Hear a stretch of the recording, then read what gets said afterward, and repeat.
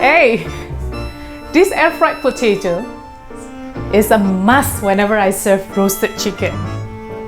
The kids love it and always wanted roasted chicken to be paired with this one. It's easy to make, very fast.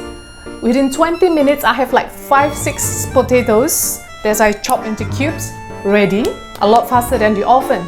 So while the ovens work for the chicken, the air fry workings on the potatoes. And it's really fast and simple. Even Natasha liked to make it herself. At night, she will go to the kitchens, do it herself, and she have a midnight snack. Yep, since then I always have potatoes ready at home.